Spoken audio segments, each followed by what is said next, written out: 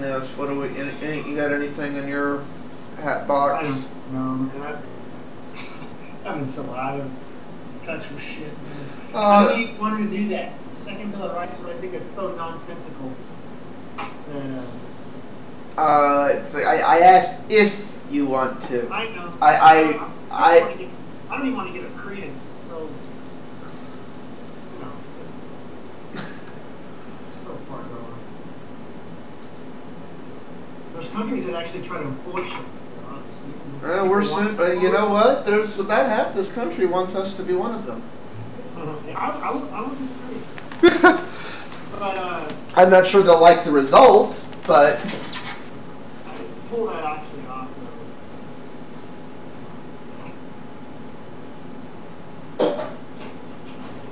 You'd need now that may happen in the future once it is a majority. I don't think so. I just think that this election, people are dismissing the because he did screw up. He did it.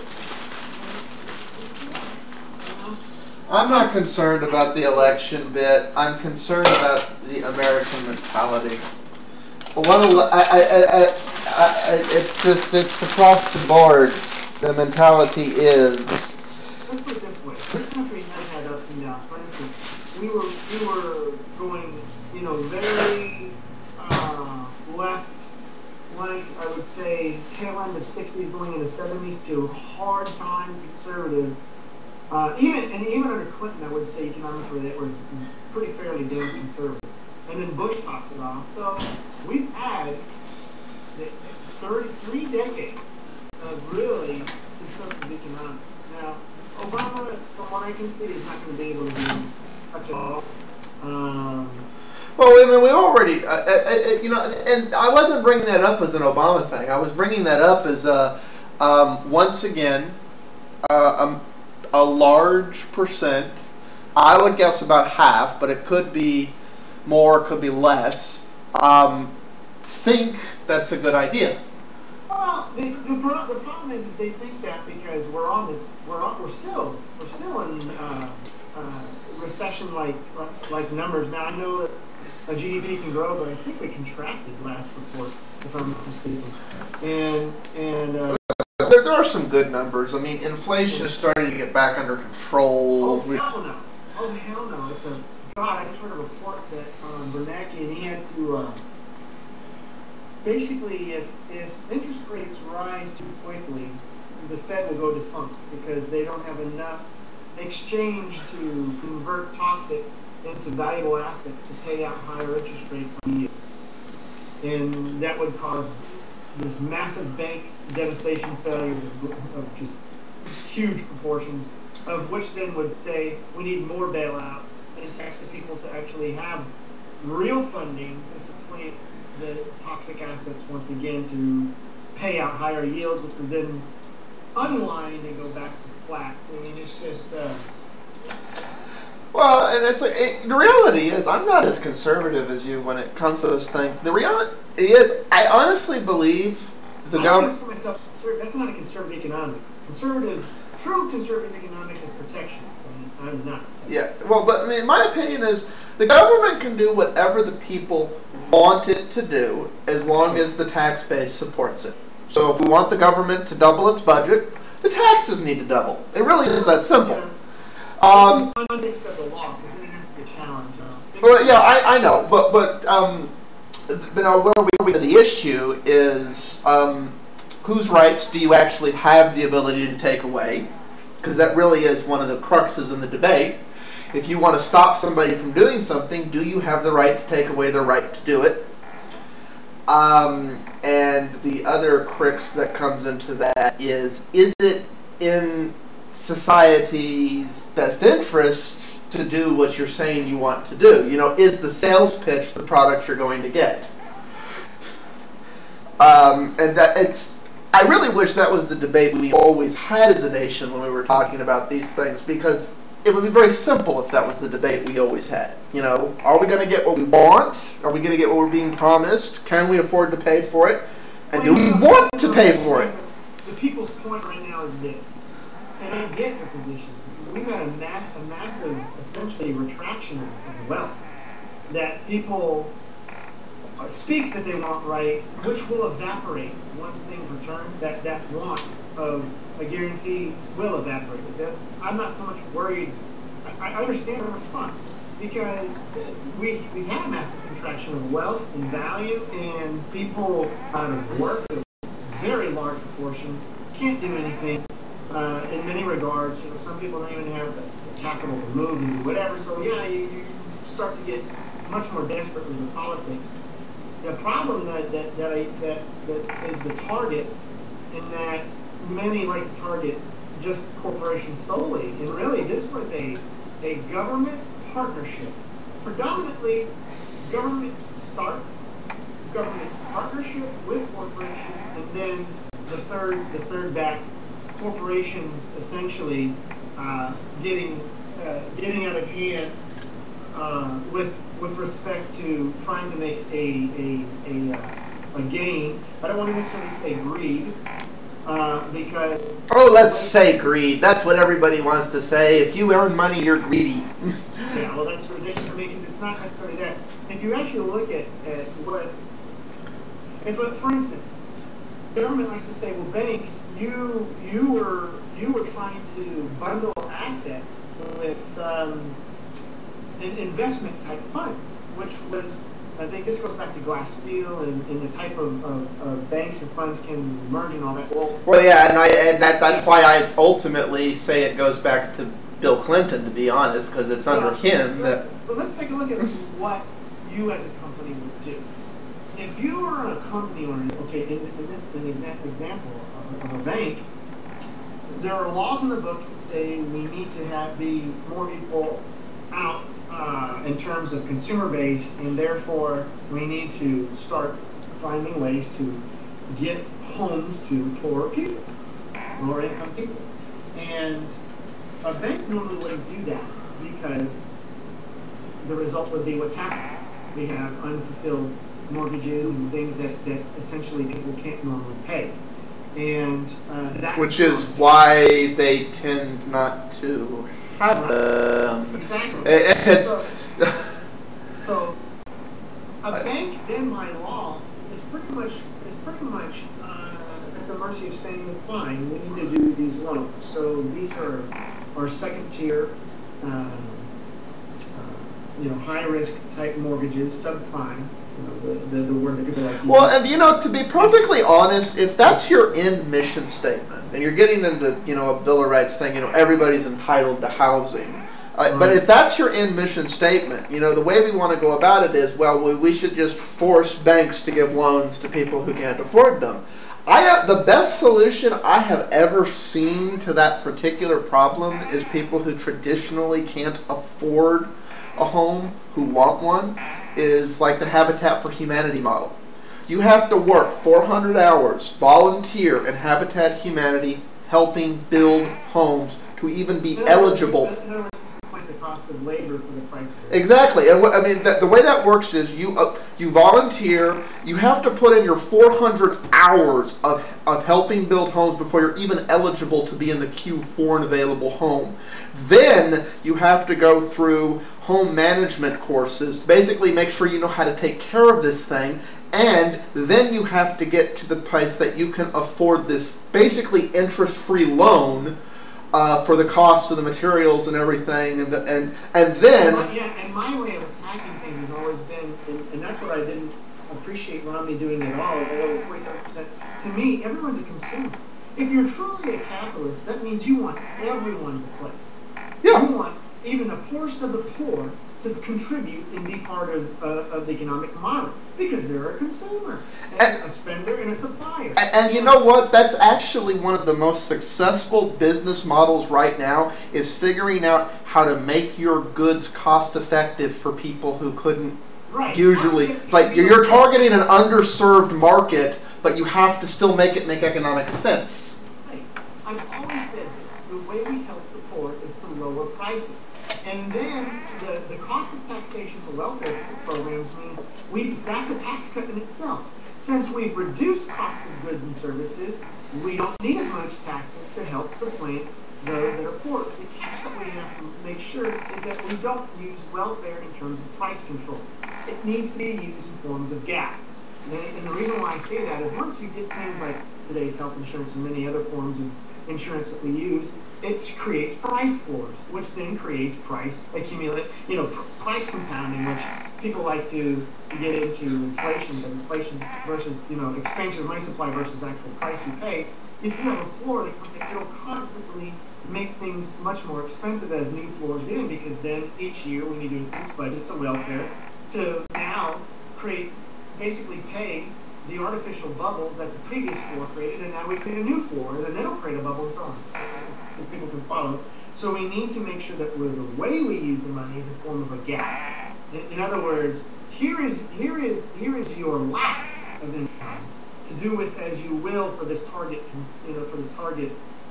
product that you're wanting, versus saying it's going to be this price, and don't worry, you won't even see money change hands because we're going to deal with the builders locally and all this other stuff. And so that creates all these artificial bubbles.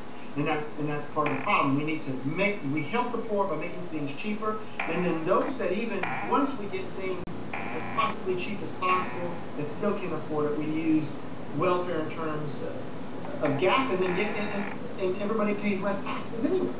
I always. The thing you need to be careful about that, though, is, and this is the big argument in the country, and I have sympathy for people who are not as well off as me. But my sympathy does not extend to what I've spent my life working for, they're entitled to. Right. We don't need to use spiteful policies, or even use the big that's spiteful. Oh, because you succeeded, we must make you pay. Why? Why is that the direction? Why? Number one, that's outside of them having a lot of money. That principle alone is extraordinarily dangerous. Because you're saying, what you're doing is you're excusing the price level as it is, and dismissing it and saying, yes, you're giving credence to what the price level is currently, when it should be lower. Well, and a perfect example of that, honestly, right now, there are many people who would make the argument because of the way, in a first world country like the U.S., certain things like internet and cable TV are not a luxury, they're a necessary thing because you can't keep up with the news and other things. But, I've cut cable. I don't have cable or satellite TV. I have a Roku, I have Netflix, I have Hulu, and a couple of other things. I basically get everything over the internet and the stream. Now, I'm in an area that for a decade had a virtual monopoly on who could give internet, so I'm paying probably 2-3 times what half the country's paying for internet in as equally developed an area. And like you're saying, the model we would use there is, it's like, okay, well, because you're having to pay more, we'll just subsidize it. I'm like, no, I think the company should have to compete. And the reality is, if they price themselves out of the market of what their local area can afford, they should go bankrupt and their infrastructure should start falling apart. And then somebody comes in and buys them at a fire sale and puts the price where it should have been at the first place. And let me get back to our point, as we did digress. Since the government essentially made policy to create a subprime market, the way that banks would normally treat those loans were too high a risk. You would be, in other words, using value, reserve value money, people, doing normal transactions in a negative loss. Because, in other words, my money that's in the bank would then be used unwisely. It would evaporate. They couldn't pay back on yields that I would need, and then everything would go defunct. So the way banks made toxicity or a high-risk loan look good is mix it with other types of funds. That their higher yields would essentially negate or marginalize any potential risk from that subprime loan. And that mixture, which is a reaction that I would ask, is anybody owning a company, if you were essentially there and the government's saying, yes, we need to have a subprime market because we need to give housing to lower income people, and you traditionally wouldn't because they couldn't pay for it, how do you as a business owner bank avert your risk as an owner? Well, my question to you, Bit, would be the same thing. Let me ask an honest question. At the end of the day, how many people did that actually help? Did those people who couldn't afford their homes get to keep their homes? And is home ownership now more accessible today or less accessible as a result of now to cover the losses, the requirements are more stringent than they were? I would say it's less accessible now, but that's temporary. Until the losses are covered, yeah, they'll put things a little. My guess is 5 to 10 years from now, things will get as flexible as they were before we started this whole. God damn, Russ, there's a lot of freaking money. That's why the stock market's so hot. And banks are still putting it in the stock market for a lower risk versus loaning it out. But it is lower risk. Yeah. Well, no, there's risk in the stock market, but I said it's lower risk. I didn't say. Yeah, it's lower than loaning it out. And so that's the question: is okay. So banks took that risk, which was the prescription from the government to give subprime mortgages out, and because their way of handling that risk, instead of taking losses and going defunct to begin with, which their maneuver. I am not saying or assigning any type of moral implication to their strategy. I'm simply saying that they were put into a circumstance by government that the reaction to that, I can see the reason and the logic behind it. Were there other avenues? They would probably have to mix those funds regardless, because mixing other high risk with other high risk is still high risk. You have to marginalize that risk for money. Well, and Ben, I will tell you right now, as somebody who makes money in part by investing in credit, I'm going to tell you point blank, given their options available to them, it really was the only way, because no investor is going to put money in and buy on that if it's all, 80% plus default stuff. There's no possibility of a return. It's throwing your money away. If it's mixed together and you're making the assumption that the ratios are mixed in a way where overall, in the long haul, you'll make money, then it is a more risky, but as long as the investment's paying, there is a pool of investors who are more than willing to take that risk. It's a way, so to speak, to ensure that the loan, the value of that loan is secured in some way by attaching it to other funds that have higher yields. Yeah, it's playing a law of averages game. Now you're assuming the books are averaged out properly, and that was the real problem with what happened. Is it was a black box, and everybody was kind of taking blind faith that saying things were mixed properly for a law of averages. It turns out they weren't. Now here's where the private sector, with the banks, without really much government at all, took off. Now, the government will come back into play on bailing them out. And the reason why the government got involved in the first place, ironically, is because they're the inception of the problem. But once these loans, these subprimes were mixed with funds and higher these yields were paying off, the subprime market to any capitalist became attractive. And so then it exploded like wildfire because, wow, we've been able to turn something that was normally very risky and very unattractive for investment to something that's very attractive to investment. And that... Yeah, high risk return with marginal... Exactly. Is that an evil thing? No, people like to invest in stuff, and the numbers were good. Except that when the chickens came home to roost, so to speak, and the value started just dropping to zero even if they tried to marginalize it, the margins weren't enough. And so now other funds, these funds that were intermixed with essentially subprime type value, were falling and collapsing.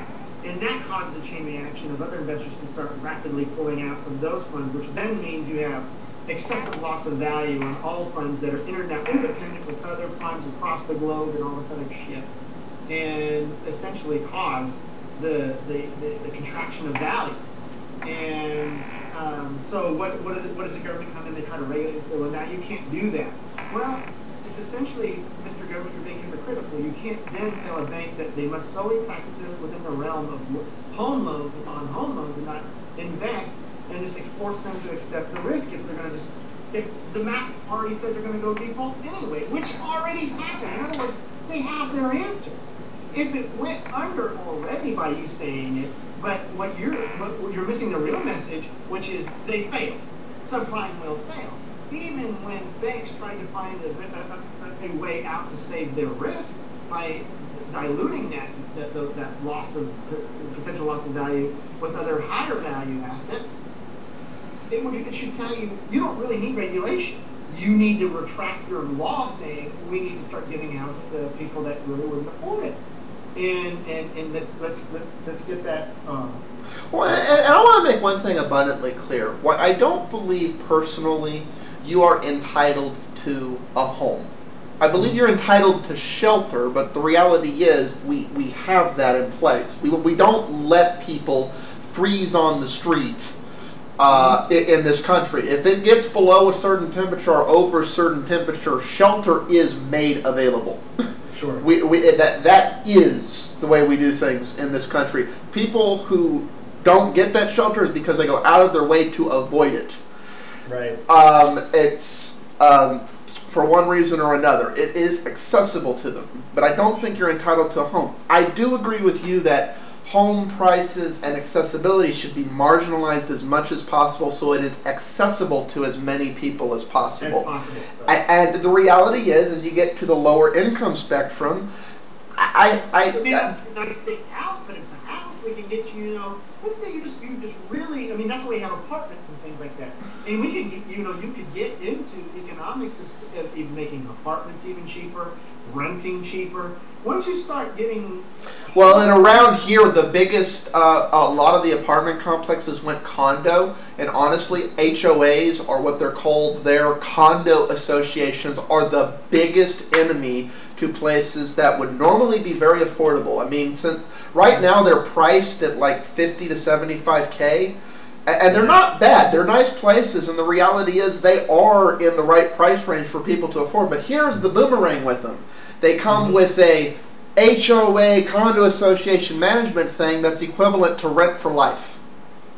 Yeah, and look, I know about HOAs. I am an HOA president, and I can tell you, I have to pay my own our dues as well, and I fight to keep those things low. It's hard. Let me tell you, it's really hard. But I know that there are Nazi-like HOAs out there that... Yeah, that's pretty much all of them over here. Yeah, the price of the HOA annual fee is like what you would pay in one mortgage payment or something like that. Yeah, like on those apartments I was talking about, the HOA fee is between $300 to $700 a month. God! Yes. Dude, I can get... Ours is, ours is low 300s a year. Yeah, no, I know. Like, well, most people would pay a year in an HOA fee. You're paying a month in those places. Only an idiot would buy those, and it's sad because. Yeah, I've heard that. You're exactly right. HOA pricing in those management fees keep people out from. They could normally own that home, but then the association fee keeps them from. They're like, damn, I can't afford it a year, and then they get foreclosed on by the HOA. Exactly. It's the HOA doesn't really do anything to deserve it, and it's sad. Yeah, but we need much more accessibility, and the way we answer these things, that's why I try to go through this loop of saying, look, I get it. The banks made it the problem far worse by diluting it and making funds interdependent. But that was a logical reaction to high risk, to try to make risk lower. Because they didn't want to have happen what did happen anyway. In other words, it was unavoidable. Perhaps there is no solution out there that we can take something that's such high risk, dilute it into higher paying yields and hope for the best. Because that obviously didn't work. And so the answer isn't saying banks, we must put now walls between investment banks and whatever. We need to. Well, that's funny because that's what we did before we started this whole little roller coaster. We need to look at. Look, we shouldn't incentivize, regulate, or make policy that would make markets want to do something it normally wouldn't do for pricing. What we should do is say, well, why aren't banks able to Or why can't lower income people of this certain pay grade? Well, but see that's a different mentality than is usually issued in legislation. Usually legislation is about a band-aid fix. What you're talking about is taking the mentality of why does the problem exist and what are actual possible solutions to this problem that make sense and work for everybody. But yeah, and then government solution to get out. See, I think they should have let a lot of those institutions fail. To be honest with you, I know everybody was freaked out. Yeah, there'd be a massive vacuum of wealth. Guess what happens? Your house doesn't disappear. The bank could go burn and the money could burn, but your house is still standing, isn't it? Well, it may not stay your house. Yeah, exactly. Look, the reallocation of value will eventually happen where normal value would be then assessed and then put in versus how much we owe, and now all the walking on eggshells and worried about higher interest rates and how much yields can be paid out from all of those bad toxic assets that the Federal Reserve really is having a hard time managing to try to revalue essentially. Big problems. And we actually had a lot of healthy institutions that were later forced to absorb bad institutions, which then made the entire institution now merged a toxic institution. So, just very bad. It's going to be 2020 before the dust settles out. I've accepted that. It just is. It's good, bad, and different. It doesn't matter. I hope, and I agree with you. Most of the stuff that is a really bad idea that's popular right now is because we are, and I'm going to call it what it is. It's not a repression. We are in a depression. It's politically inconvenient to call it a depression, and I honestly want to talk to somebody who was alive during the last Great Depression, in the early 30s, and go, did anybody call it? Would people? Because there's this mentality: people will not accept that they're living in a depression. They'll acknowledge it historically 50 years after the fact. But during the time, no, it's a recession. It's gonna be back. It's like, no, it's a depression. As an economist, I would say it's great to keep people positive because the only thing that will save us in the end is consumption. And so, as long as confidence remains, that's a very good thing. Well, and you know what? And this has nothing to do with anything the government does or hasn't done or anything else. But the reality is, we are starting to see that because it's been over 2 years now. I'm not going to agree with that because the work participation is a catastrophe.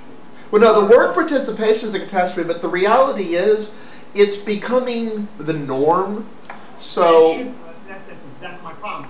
We are going to have a permanent class where we had millions more in the workforce that we're finding ways to do without them. That's very bad. But you're getting into why I wanted to go into this, mentality that it's. I agree with you. That's bad, but it's also a beginnings for rebound. But it's a scary place because if we get too comfortable with it, we'll never go out of it. This will just be the new standard, the new marge. We'll have almost 10% of the populace at all time. That's just this. And what I would rather we do, rather than make, the reality is, and this sounds horrible and mean, and like I don't give a shit about my fellow humans, but the reality is, I want that to be uncomfortable. I want it to be a place nobody wants to stay. I want it. Yeah, you're just using it. You're trying to say I would like people to get incentive to do, to go back into the economy. Exactly. So the reality is, even if all the jobs we lost and all these people and those industries are gone forever, because it isn't the place you want to stay. That's what happened in '83. Yeah, I know. But if it isn't the place you want to stay, it isn't good. The reality is, someday someone will go, I'm sick of this. And even if it's a new industry nobody can imagine existing at all today, something will step in to fill that void. because there's a demand for it. Yeah, and we are, so long as and the core principles of our economy have not yet been infringed, thank God, and that leads us to being much more elastic and flexible versus many other countries' economies. That I'm fairly certain. I'm just worried about dealing with the debts and toxic and revaluing the money that's out there, and then the contraction of money supply that's coming, which is fine, but we're going to contend with a massive contraction of money. The opposite happened. What do you mean? We're printing money. There's more money. Everybody needs more money. That's going to have to be contracted once it's valued. And then you'll see appreciation and all kinds of shit coming. But now what are you talking about? I'm never going to have $5 milk. That's not going to happen. Right? But Bernanke is a student of he has books. Oh no, it's books. Just critiquing what happened in the Great Depression, lack of liquidity, with the extreme opposite of the only good news I see about that is when the next depression happens, maybe we'll find the right balance, because now we have a case. Now we have a case study for why the other end of the spectrum is just as bad. Yeah, because he did the exact opposite. All he did was liquidity, you know, and that's why people are like, well, the stock market's high and this and that. Yeah, because there's so much liquidity that that's where the banks put it all. It's all in the damn stock market. Had the liquidity not existed, we'd have a very low stock market, essentially. And we have yet to feel the real repercussions of what's coming, but it's very worrisome. I think we're starting to feel it. I think it's going to be about another 5 years before it's really felt on the average level, because the reality is you are starting to see value changes and other things. It is starting to inch its way in. It's just it's not at mass level yet. So, that's just put a piece on this crap that we're doing.